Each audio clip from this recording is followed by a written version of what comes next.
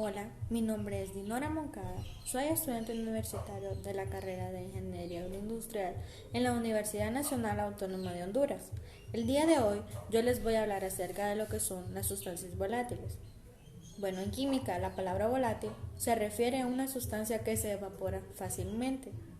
La volatilidad es una medida de cuán fácilmente vaporiza una sustancia o transiciones de una fase líquida a una fase gas. El término también se puede aplicar al cambio de fase de estado sólido a vapor.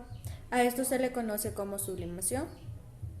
Una sustancia volátil tiene una presión de vapor alta a una temperatura dada en comparación con un compuesto no volátil. Existen muchos ejemplos de sustancias volátiles, como ser el mercurio, es un elemento volátil. El mercurio líquido tenía una alta presión de vapor, liberando fácilmente partículas en el aire.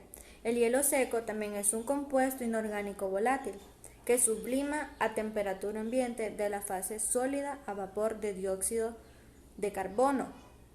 También está el tetróxido de osmio, que este es otro compuesto inorgánico volátil, que como el hielo seco, la transición de la fase sólida a la fase de vapor sin convertirse en un líquido. Así como hay elementos volátiles inorgánicos, también existen elementos volátiles orgánicos.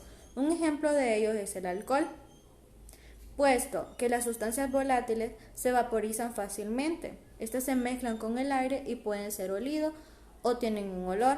También está el selenio y el benceno. Estos son dos compuestos orgánicos volátiles, pero con aromas distintos. Existe la relación entre la volatilidad, la temperatura y la presión. Cuanto mayor sea la presión de vapor de un compuesto, el más volátil será. El aumento de temperatura aumenta la presión de vapor, que es la presión a la que la fase de gas está en equilibrio con la fase líquida o sólida. Pueden ser algunos disolventes volátiles, como ser la pintura, la gasolina, los aerosoles, los gases como los tanques de propano, los encendedores de butano, los nitritos como los nitritos de amilo, nitritos de ciclohexilo, entre otros. Podemos preguntarnos cuál es la historia de las sustancias volátiles. Bueno, el uso de estas sustancias tiene su origen desde la antigüedad. En la Grecia antigua ya se inhalaban los vapores de especies quemadas y de perfumes como parte de las ceremonias religiosas. El gas hilarante, como el óxido nitroso, se fabricó a finales del siglo XIX y pronto se utilizó con fines recreativos.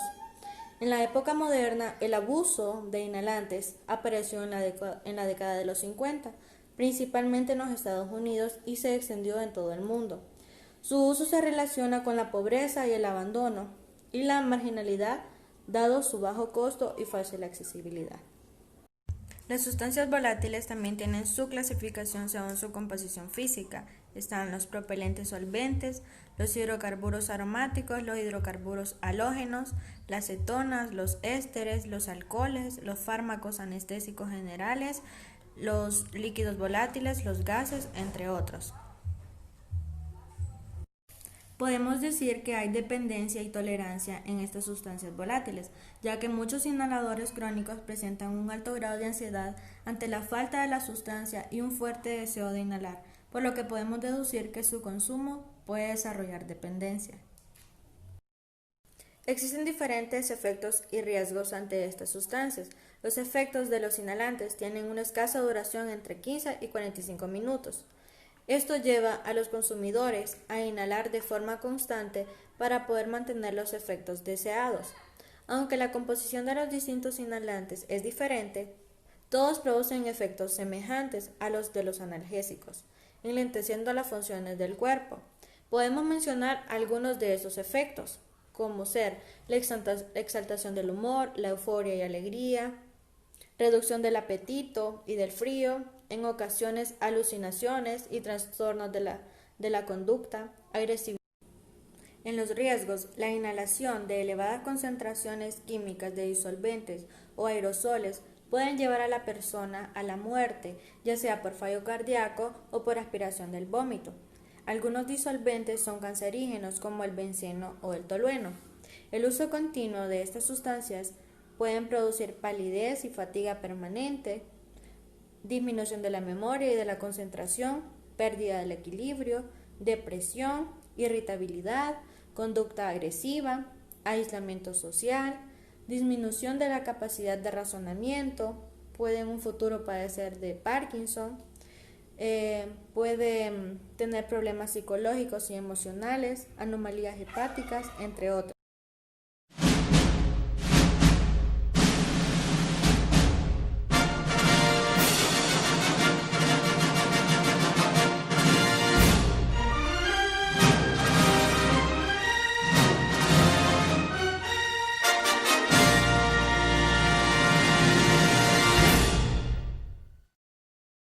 Hola, mi nombre es Kevin Josué Baquedano Cerrato, alumno de Ingeniería Agroindustrial. Les hablaré de sustancias volátiles de menor riesgo. Hablamos de sustancias que se encuentran en nuestra propia casa o puesto de trabajo, por lo que prácticamente no tenemos conciencia de estar ante una verdadera droga que puede producir daños importantes. Por este motivo, nunca se correrá ningún riesgo si utilizamos estos objetos para los que han sido fabricados.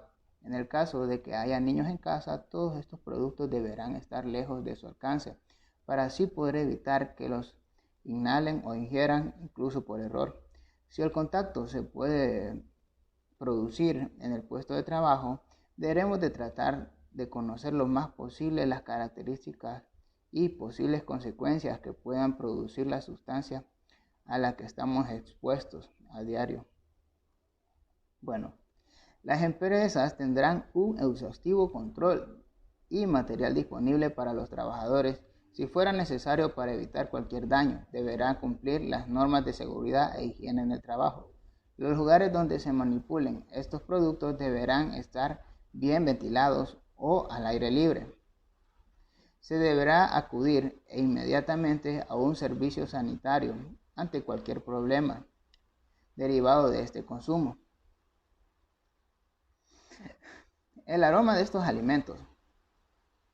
Este parámetro, tan sencillo de alterar durante el proceso de elaboración, es uno de los que mayor influencia tiene en la calidad de los productos alimenticios. Plaguicidas, insecticidas o herbicidas en las plantas son potentes alteradores del aroma. El aroma es un parámetro de los alimentos con que se puede alterarse con facilidad. Durante su proceso, son muchas las reacciones que se llevan a cabo y en cada una de ellas se sintetizan o destruyen componentes directamente relacionados con los aromas finales. Por este gran motivo, es de gran importancia llevar a cabo adecuadamente todos los procesos de elaboración de los productos bajo estrictas normas de seguridad. Uno de los factores que causa grandes pérdidas de aroma en los alimentos es su elaboración, ¿sí? Procesos como la fermentación, enlatado o tratamiento térmico de los alimentos pueden ser motivo importante de alteración de los aromas, puesto que las altas temperaturas desatan gran cantidad de reacciones químicas. El uso de determinadas materias primas para la elaboración de productos marca también una limitación en el desarrollo de los aromas. Otro aspecto importante que hay que tener en cuenta es el correcto almacenamiento de los productos, ¿sí? Desde su origen hasta que se consumen. ¿Por qué? Las reacciones como la oxidación de las grasas, la reacción de Maillard o las transferencias de olores de un producto a otro son peligros potenciales para la alteración del aroma de los alimentos. En los productos animales, el aroma puede venir determinado por los piensos que hayan consumido durante el engorde y por lo tanto puedan alterar productos, o sea, la carne, ¿verdad? Cerdos, conejos y aves son especialmente sensibles a los alimentos que consumen en vida, lo que los obliga a constatar la correcta procedencia de los animales y verificar su estado de salud. En los vegetales, el problema puede originarse por el uso de plaguicidas, insecticidas o herbicidas en las plantas, que estos pueden ser potentes alteradores del aroma. Los responsables del aroma. El aroma se relaciona con las sustancias volátiles, ¿verdad?, presentes en los alimentos. Generalmente son los productos vegetales los más ricos en compuestos aromáticos, mientras que los animales o los cereales contienen un número reducido. Los compuestos volátiles suelen aparecer cuando los productos secundarios de reacciones enzimáticas como la oxidación de lípidos y no enzimáticas como la reacción de Maillard o la caramelización de azúcares. Sin embargo, existe un amplio abanico de reacciones que originan compuestos aromáticos. Algunos ejemplos de estas sustancias son los aldehídos, cetonas, furanos, pirroles, tiroles, ésteres o térpenos, entre muchos otros. El aroma puede originarse a partir de un compuesto volátil aislado o de varios compuestos, o de cientos de ellos al mismo tiempo. De acuerdo con este criterio se establece la siguiente clasificación. Aroma que se debe a un solo compuesto. Ejemplo, citral en el limón o isopentilacetato en el plátano. Aroma que se debe a más de un tipo de compuesto, pero uno de ellos desempeña el papel principal, que es el acetato de butilo o propanato de butilo en las manzanas, o el aldehído o alcoholes en los quesos. Ya ahí son de dos. Aroma que se debe a varios compuestos o puede reproducirse con facilidad en laboratorio. Ejemplos son los furanos o pirroles del café, o el linalol o delta-cardineno o geraniol del té. Aroma determinado por cientos de compuestos volátiles cuya detención o reproducción artificial son de difícil procedimiento, por ejemplo, las fresas. Principales compuestos volátiles de los aromas del fruto de tomate. En general, todas las hortalizas y frutas producen un conjunto de compuestos bajo peso molecular que poseen cierta volatilidad a temperatura ambiente. Estos compuestos pueden no tener importancia cuantitativa, pero definen el aroma de las frutas y hortalizas. El sabor único de los tomates frescos será determinado por un grupo de volátiles presentes en ciertas proporciones.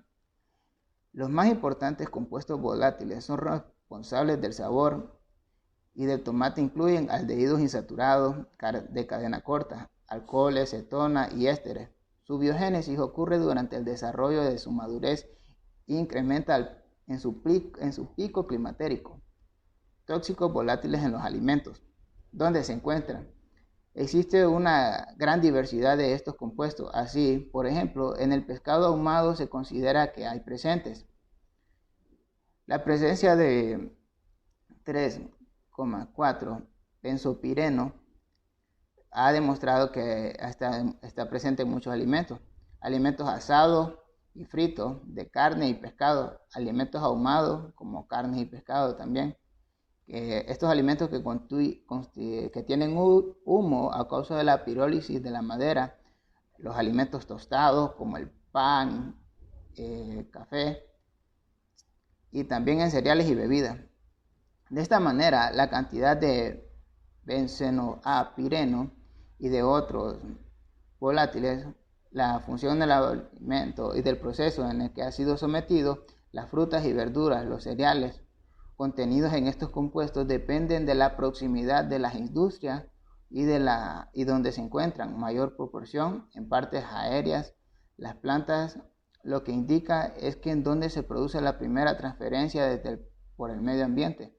Por tanto, el origen de estas sustancias en los vegetales puede ser de dos tipos: producidos por la muerte del vegetal que libera hidrocarburos y residuos en el metabolismo, o por la cercanía de los vegetales a carreteras u otras fuentes de emisión industrial que les podrían estar brindando estas sustancias volátiles. En los pescados, su presencia se debe a la contaminación del agua y humo en caso de ser ahumado. En la carne, en presencia de estos compuestos, se debe principalmente al proceso de la misma, tanto como en el cocinado o en el ahumado. Bueno, muchas gracias. Esta es mi presentación. Bye.